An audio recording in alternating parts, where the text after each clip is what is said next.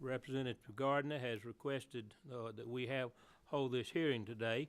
And for those of you that you are here, we appreciate your presence of being here today to not only to voice your opinion concerning your government, but also to learn about government as it proceeds up here at the state capitol. I have already had this conversation with Representative Gardner, and that is we will not be having a vote on this bill today. Now, this is the reason why. I think that most everyone in this room is aware that at the present time, even as we sit here, there are two cases in the United States Supreme Court. The one out of the state of Wisconsin, as well as the one out of North Carolina, that are in the United States Supreme Court that probably will have some type of decision on late May or early June. And regardless of what this state would then do, or possibly any other state would possibly do, might be nebulous, that we may have to come back and start all over. So I think it's our considered opinion that it's much better to gain information that we can and wait to see if the Supreme Court in fact comes down with some type of directive that tells us what we can and cannot do, and then move forward at that time. All right, Representative Gardner, the floor is yours. You may proceed. Thank you very much, Mr. Chairman, and thank you for agreeing to have this hearing. I apologize. I didn't turn your mic on, Representative Gardner. I apologize. Well, I think I'll start over. All right. So thank you for agreeing to have this hearing. It means a lot to me that we have an opportunity to educate the public. It's also pretty important to me for all of us to recognize that there is a strong public will that has brought this constitutional amendment forward. My name is Pat Gardner, as you know, and I represent House District 57 in the city of Atlanta. And today I stand with my colleagues from the House and the Senate to express our support for redistricting reform in Georgia. And again, thank you for this opportunity to discuss what I think is a very important issue to our constituents and to our democracy. Last year, I pre-filed H.R. 2, the constitutional amendment that would enact standards for congressional and legislative reapportionment. It would prohibit districts from being drawn to favor political parties and incumbents. You know, we have a census every 10 years. Lawmakers get together to draw maps following a principle we call gerrymandering. This redistricting process is designed to create fair and equitable representation. In other words, to draw maps that represent one person, one vote. Gerrymandering has been the basis for redistricting or reapportionment for many years. Unfortunately, this system has a limited and narrow set of standards. Partisan gerrymander, on the other hand, is a process by which maps are drawn to ensure a supermajority by just one political party. Legislatures can draw districts that ensure that only members of one party will get elected. I believe Georgians and Americans want our elections to be fair, our votes to count, and our voices, all of our voices, to be heard. When partisan considerations dominate the process, we get a different redistricting result. Most elections in Georgia these days are decided in a primary, which this year is going to happen in May. And whoever wins the primary sails into office. For example, in the Georgia House this year, there were only 5 or 6 seats that were truly competitive, meaning either a Democrat or a Republican could win. Many constituents felt their vote just didn't count. So why talk about this now? Of course, the majority party, whichever one it is going to seek advantage and has been seeking advantage for a long time. The Democrats and Republicans have both been guilty of seeking advantage. What is different is that the courts and legislators all over the country are considering whether these supermajorities by one party, where only one member of one party could win in a general election, have gone too far. We're here today because I believe we need to understand this changing environment as we prepare for the 2020 census and the redistricting that will follow, done by this committee. We need to ensure that the process is transparent and that there are competitive districts. We have a list of experts here today. I will introduce them as they come up, but the next person I would like to introduce to you is State Representative Mary Margaret Oliver, who has also introduced this bill several times over the year and is the second signer. Thank you, Mr. Chairman. I also want to thank you for the opportunity to have this hearing today. I was a co-sponsor of legislation to create a redistricting commission over a dozen years ago, led by Representative Stephanie Stuckey. This is the first time in my long political career that I've had the opportunity for a real hearing on the issue of redistricting. Well, if you remember, Representative Oliver, I told you and Representative Gardner that this would be fair and that I was a person of my word and I would give you a hearing. And here we are, and thank you very much. What we want is the process of electing people to be fair.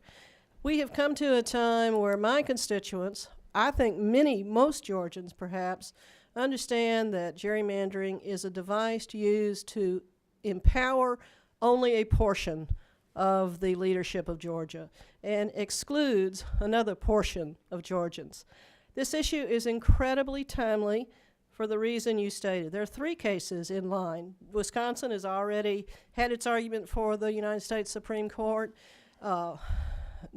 Maryland may be second. I believe they've been scheduled for arguments in March. And then North Carolina case, which may be most interest to this committee because it's close and because their geography is in some ways similar and because of their division typically between Republican and Democratic voters in Georgia is somewhat similar. I believe, I'm giving a prediction, as somebody who's been a lawyer forever and who has done voting rights litigation in my youth, that the United States Supreme Court is going to eliminate the worst abuses of gerrymandering and is going to impose some new definition of what's appropriate. I cannot guess what that will be, but I do think that the more education we have for our constituents and the greater opportunity we have to give our constituents voices on this issue will give us a better opportunity when the United States Supreme Court rules to address this issue. I was out of politics for a good while, but when I came back into politics, I was offered, cajoled, or required to assume a leadership on the reapportionment committee. And I did so.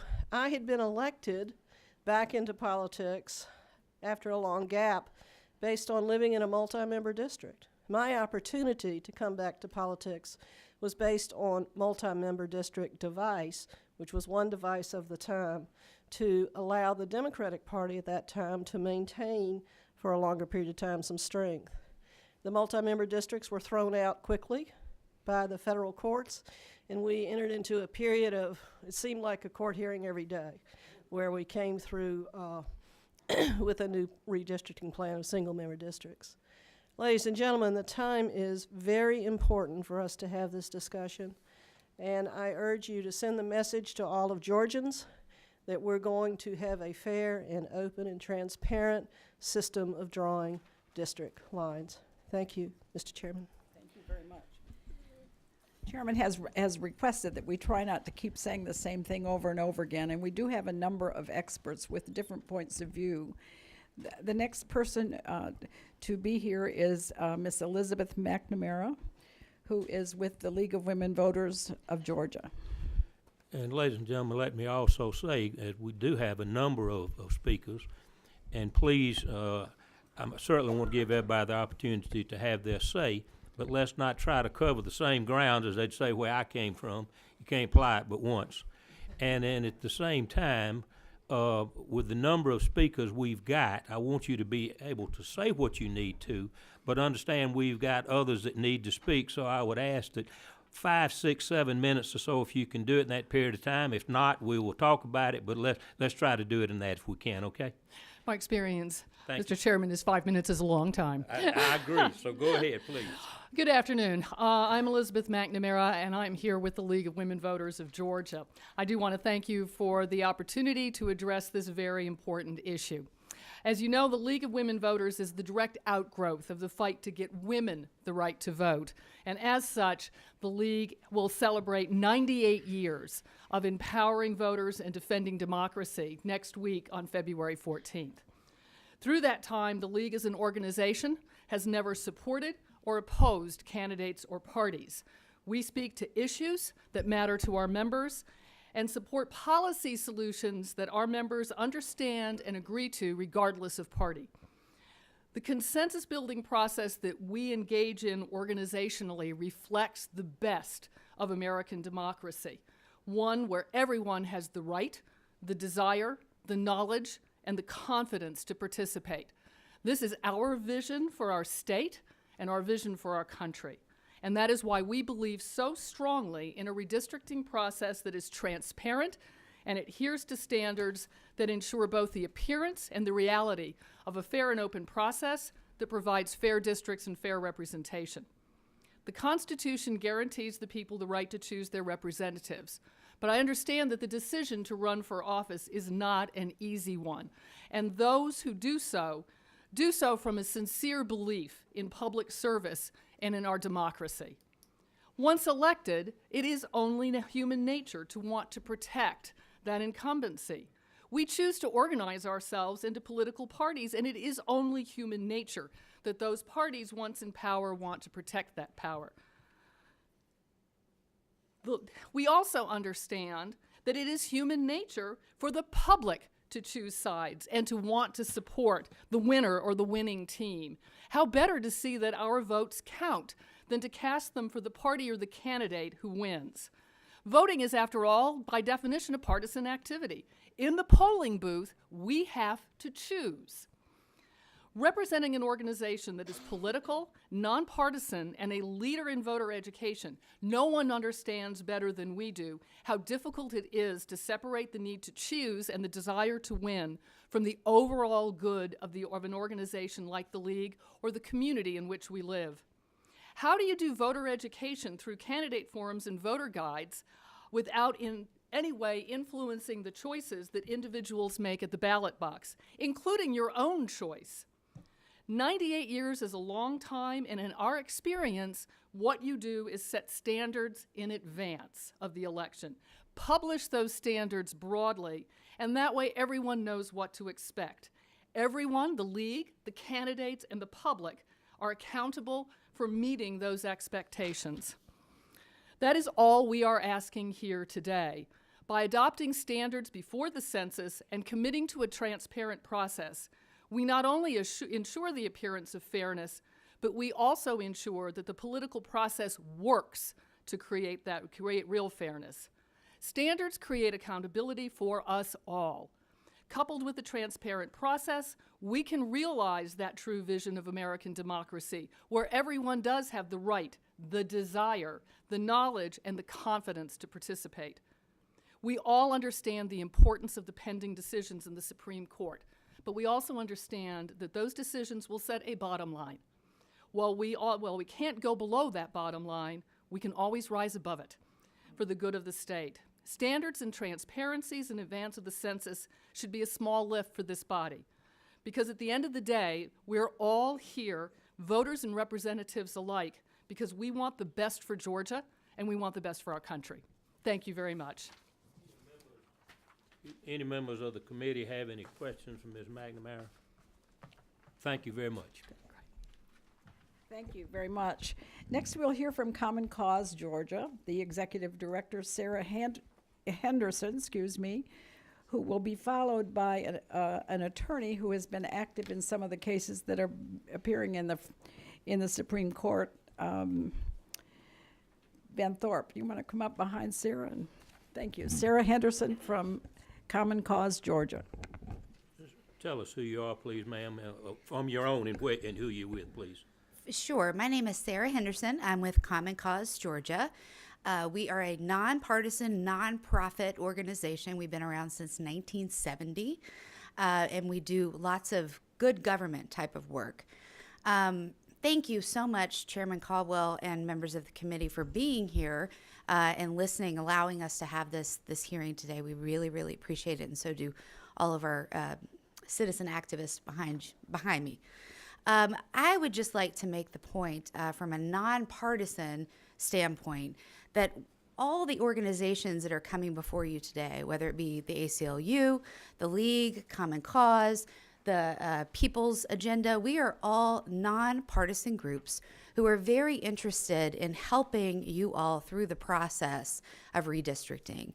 It's really important that we have some proactive legislation in order to keep this from potentially going to the courts for litigation after 2021. So we want to be a resource for this committee for the process of redistricting, as do our allies that are here speaking on other issues related to redistricting. I'm happy to give you my contact information. I'll stay after the committee hearing, but we want you all to know that we operate from a completely nonpartisan standpoint, and Mr. Thorpe here will talk about some of our cases that we have that Common Cause is working on that are actually non-partisan, bipartisan cases in the redistricting arena. So we want to ally, we want to partner with you and help you through this process. Because at the end of the day, all of our organizations just want the most efficient, best government that's most responsive to the people. And we want to make sure that we're protecting one person, one vote. So with that, I will close my comments and I will give the mic over to Mr. Ben Thorpe, who is with Bondurant, Mixon, and Elmore. Thank you, Mr. Chairman, and to the committee for the time on this hearing. I am an attorney here at Bondurant, Mixon, and Elmore, and principally— Introduce yourself for us, I'm please. sorry. My name is Ben Thorpe. I'm an attorney here in Atlanta at Bondurant, Mixon, and Elmore. I am principally a business litigator, but relevant to this committee's work, I have been working on a case in North Carolina that has gotten me very involved in the redistricting litigation that's going on around the country. There we represent a group of plaintiffs, including Common Cause, North Carolina, and a number of individual plaintiffs that have challenged the congressional districts that North Carolina authored in 2016 in response to a different court ruling. And on January 9th, the district court issued a 191-page opinion that found that the plaintiffs had shown those congressional districts violated 4 separate provisions of the Constitution. And so that case is now going up, as Mr. Chairman noted, for Supreme Court review. There are 2 other cases that are already at the Supreme Court. One, a challenge to Wisconsin's state legislative districts, where the district court similarly held that they were unconstitutional under the First and 14th Amendments. And one, a challenge to a Democratic gerrymander of a Maryland congressional district in 2011 that argues that that violates the First Amendment. And what I will say is that these cases have differences and they have similarities. The differences sometimes relate to the legal theory, which provisions of the Constitution are relevant for regulating gerrymandering, what types of evidence are relevant for showing that. But they also have a lot in common, which is in each case, the groups of plaintiffs' central allegation is that there are standards that can be used to draw fair districts. And in the redistricting process that they engaged in for Wisconsin state legislature, Maryland congressional districts, and North Carolina congressional districts, those standards were subordinated to the pursuit of partisan gain. So where there was a decision to be made to draw a district line, that decision, instead of emphasizing some traditional redistricting criteria like compactness or keeping a city, like Asheville as an example, whole, the decision was made to maximize the partisan effect that the party in control of the map drawing process, whether it was Republicans or Democrats, had. And we view the Wisconsin and Maryland cases, and certainly the North Carolina case, as opportunities for the court to, as you said, articulate limits on that practice and Moreover, that it's a possibility for legislatures around the country to commit themselves to the types of standards that can draw fair and representative districts that allow communities to vote in or vote out representatives that will actually represent the interests of those solid communities as opposed to representing a party that happens to control the redistricting process at the outset of the decade. In our view, partisan control of the redistricting process, the stakes have become simply too high, and a set of standards in the end will affect not only the voters, but also allow each political party the possibility of representing its members and its constituents to the best possible degree. Thanks. Can I ask you a question concerning the case I think you mentioned in Maryland? They've left that in the state courts at this time, have they not? I'll distinguish between two different cases. Right. So there's a Maryland case and there's a The Pennsylvania case. case, Yes. right. So the Maryland case is a federal court challenge to a Democratic gerrymander. That's Okay. going to be heard by the Supreme Court. But it's important that you brought up the Pennsylvania case because there are many cases around the country, including in Pennsylvania, being brought in state court. The Pennsylvania State Supreme Court held that their congressional districts are unconstitutional. And just yesterday, the Supreme Court decided not to stay that Said opinion. that was a state issue and they were going to leave it up to them because it was attacked under their constitutional provisions. Exactly. All right, just want to make sure I was on the same page with you. Exactly I correct. read a little bit, not much. I will tell you, there is a lot to follow in this Go area ahead. these days. Thank you. And that's exactly why we're here today. Our next speaker, it comes from the ACLU, Mr. Sean Young.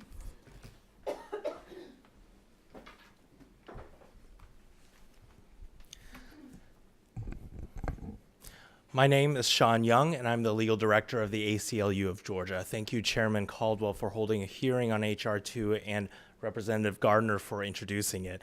It's always heartening to see both parties come together on this important issue.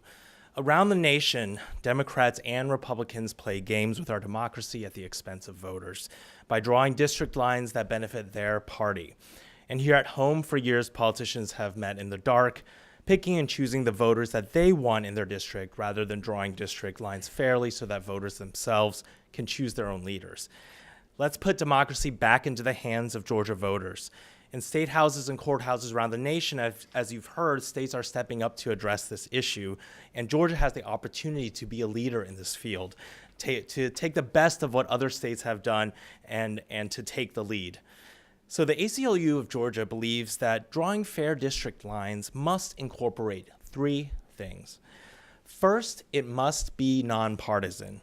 We must explicitly prohibit map drawers from using the political party affiliations of the voters or past election results to create the computer algorithm that ends up drawing the maps, unless it's required under federal law. Iowa, for example, has had this kind of a provision in their state law for nearly 40 years, and it has worked well. And we also cannot allow politicians to use so-called communities of interest as a backdoor to engage in partisan gerrymandering. Second, it must be transparent. We all know that sunshine is the best disinfectant, and the entire map drawing process must be brought into the light where it belongs. The initial proposed map must be released to the public and put online for public feedback. The map drawers must then publicly accept or reject the comments from the public and provide explanations for their decisions. This transparency model is similar to the system that they have adopted in Arizona, and it's also similar to Georgia's Administrative Procedure Act, which provides a similar kind of notice and comment procedure. Third, it must be enforceable. The standards have to have teeth. If politicians draw district maps in a way that benefits themselves unfairly, then the law has to allow people to challenge the map in court. Florida has a similar provision in their law and allows their cases to be heard before the Florida Supreme Court. Georgia should do the same and have our state Supreme Court hear these cases. So to recap, these three principles are key to drawing fair district lines. One, nonpartisan. You can't feed voter data or electoral results into the computer algorithm. Number two, transparent. Let's bring the whole map-making process into the light. And number 3, let's make it enforceable. Put teeth into the law so courts can step in if legislators mess with our democracy. Thank you again, Chairman Caldwell, for holding a hearing on this important issue. And let's put democracy back where it belongs, in the hands of Georgia voters. Thank you. Thank you. Thank you very much, Mr. Young. Next, we're going to hear from a couple of citizens. The first one is Ray Solar from House District 95.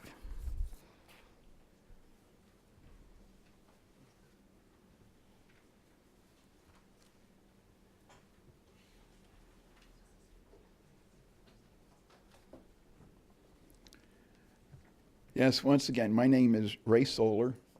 I live in Peachtree Corners, which is a big part of House District 95.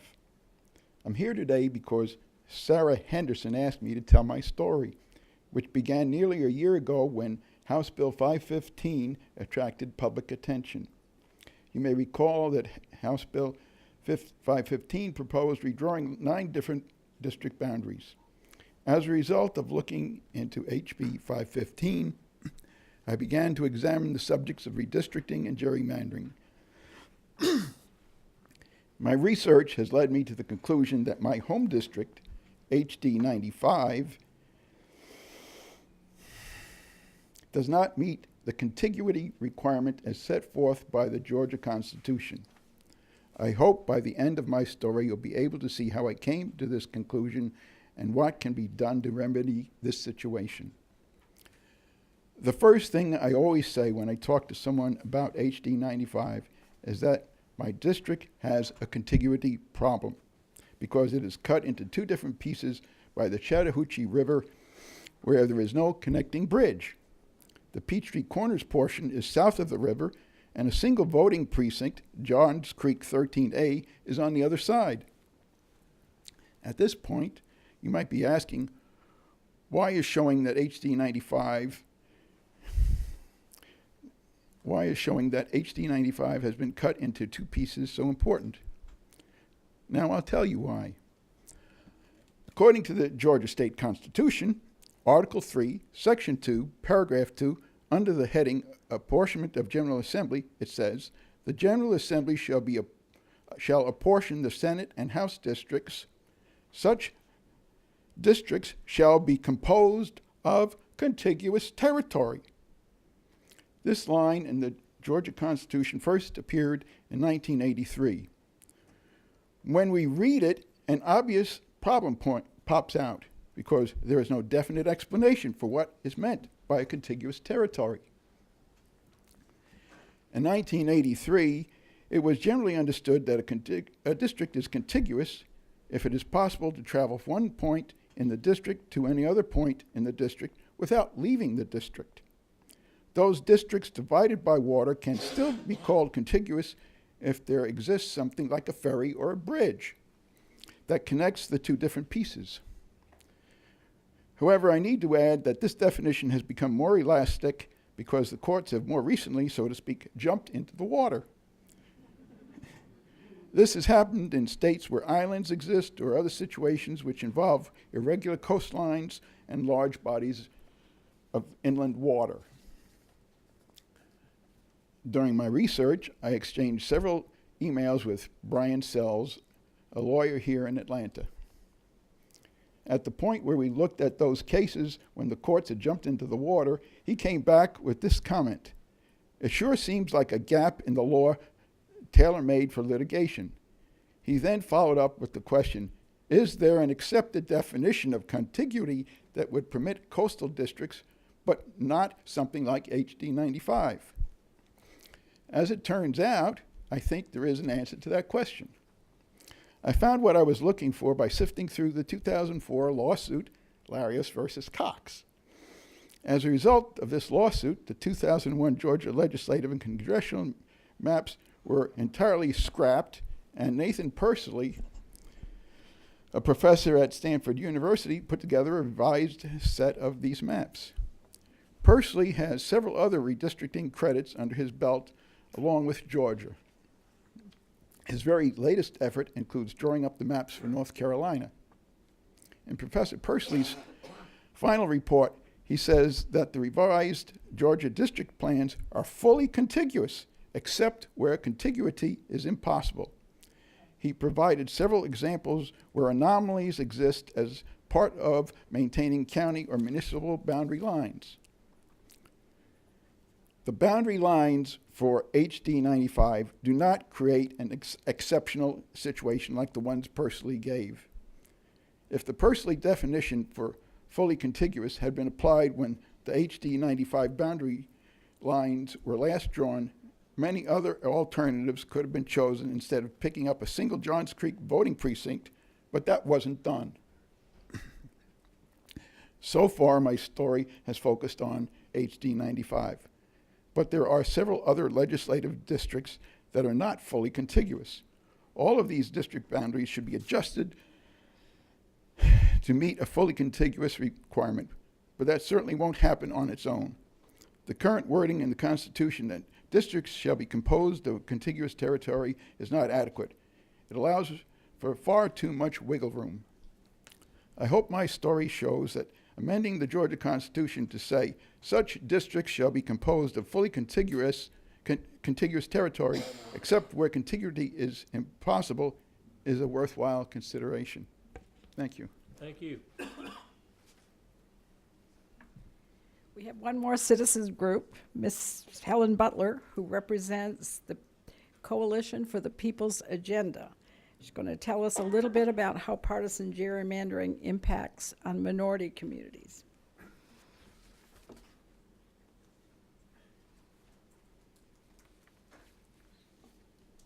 Good afternoon, and thank you to the chairman and to the committee here. I'm Helen Butler, Executive Director of the Coalition for the People's Agenda, and that is an advocacy organization made up of representatives from the civil rights, human rights, environmental, peace, justice, labor, and elected officials who are concerned about improving the quality of governance in Georgia. And of course, we're convened by the Honorable... Let me ask you, is your organization located here in We Georgia? are. Okay. We're located in Atlanta. Okay, thank you. It's called the Georgia Coalition for the People's Agenda. All right, thank you, ma'am. I just getting it in the record, that's all. That's fine. And we're convened by the Honorable Dr. Joseph E. Lowry, who, along with many civil rights leaders, were able to get protections for the African American and communities of color with the Voting Rights Act, so that we are protected in terms of our right to exercise our voices and elect people that look like us, but not only look like us, but people that will represent us and that we will have some power of influence. And I've been around for 13, 15 years now with the Coalition for the People's Agenda. Prior to this, I was with the NAACP Voter Fund. But what I want to talk about is that communities of color, and especially minority communities, that are subjected to partisan gerrymandering, which means that the influence of communities like our communities are either packed into one little district or either scattered so widely that we cannot have an influence in terms of how we elect people that represent us. I know you're very familiar with the district of Congressional member Cynthia McKinney. While that had a great intent, her district ran from in Decatur down to Savannah, and it had all minorities compact into one district, congressional district, and there have been others on a state level as well. But I want to use that one as a simplistic example of what it means to communities of color. While it has been changed over the years, but it actually prevented minorities from having representation in a particular district, but also in adjacent districts where they could have had influence or could have been actually selecting more than one representative. So we are very concerned that we have standards in place, as has been enumerated here today. I won't repeat them, but we do want that in having fair districts that we can, as communities of color, as minorities, can have the representation that we so deserve and that we wish to have. And we thank you for allowing us to talk about this today. And I'm available if you need information more about other districts that have been impacted, because I've attended many hearings that talked about drawing the maps and the lines for representation for communities of color. Thank you. Thank you very much. So our last speaker is a member of the House, a new member, unlike me, who's been around for quite a few years and been redistricted by Democrats and by Republicans. Mr. David Dreyer. Thank you, Mr. Chairman, members of the committee. I've never been in this room before, but if you ever watch Game of Thrones, they have this big table of like the whole known world. I thought y'all might have something like that for Georgia here. But no, I'm kidding, but it's not a game, and y'all know it's extremely serious. We take it personally, right, when we look at these maps, and I hope you understand that we're willing to live by this through now and through the future too. This is not a request that is going to change. It's something we would like to see written in the Constitution. It's going to be there for a long time. One thing I want to mention that hasn't been raised is how much worse this process has gotten, not because of political leadership, but because of the software that's available. Many experts in voting rights call it weaponized legislative map drawing because they are able to go down to single individuals and look at their voting record and put them in or out of certain districts. Another stat, Representative Gardner talked about elections that can be contested out of 180 in our House seats. Let me just talk about elections that are contested. In the last general election, out of 180 state House seats, 83% were uncontested in a general election. So I ran in a primary that has an 83% Democratic voting performance. So Madam Speaker Pro Tem, you might understand why I vote certain ways sometimes. It's for my district. So I ran in a primary where roughly 10% of the people voted on me. And for most primaries, that's roughly the same number. So 10% of the citizens that are eligible to vote for us turn out and vote and pick most of us in the state House. That leads to extreme partisan differences. Folks aren't running in general elections, and it limits doesn't limit who most of us listen to, but it limits who some of us who are concerned about only those that vote for us are going to listen to. So to some degree, Georgia has done well, and we have done better than a lot of other states. But this trend is not going to go away. This trend is going to get worse. This trend is going to put more partisan pressure on each of us in the legislature, and it's going to continue to affect our policy. And I just hope that Georgia has risen above a lot of what's gone on in our neighboring states. And this is a way that we can ensure that happens, not just for the next generation, but for much longer. So again, thank you for hearing us. Thank you for the consideration of this. It's one of the most important things for us that are working on this. Any questions from any members of the committee to Representative Dreyer? Thank you. Thank you. So this is what we have planned for you today. I really appreciate your willingness to listen to us. I believe that having districts that are more balanced will create a more moderate political discourse, restore public trust in the government, and hopefully expand civic participation in what's going on. It's time for the Republicans and Democrats to step up together, step above the fray, and find a solution that's fair for every Georgian. So the experts are here. If you have any questions, I'm sure they'd be willing to answer them, as would I. But thank you very much for your time. Thank you, Representative Gardner. And let me say, for those that are here today, I usually get in trouble when I start running my mouth and speaking off the cuff. But let me say concerning the Georgia House of Representatives, and I speak for all on this committee as well as all who serve here, we are so polarized for the most part because of what goes on in Washington. And I, like you and most citizens, are sort of sick to my stomach at it at times. But let me say honestly, and I think with the Democrats or Republicans of the Georgia House, we don't sit across aisles from one another. We all sit next to one another. We sit on the same committees. We sit next to each other on the committees. We see each other in the anterooms where we get coffee or a bottle of water. They're not separated as they are in Congress. There's no division that the women sit on one side and the men on the other, or Democrats on one side and Republicans on the other. There may be 3 Democrats in a row and 2 Republicans, or 2 or 3 Republicans and 3 Democrats that sit right together, and we're not separated at all. And I think that that makes for a working relationship that makes us better, whether you believe it or not, than a lot of people think. And we are friends with one another. We speak to each other in the hallway and when we sit next to each other, and we help each other with legislation. Representative Garden has helped me to look at a bill. I have looked at bills, not this one, for her. Madam Speaker Pro Tem, the same way.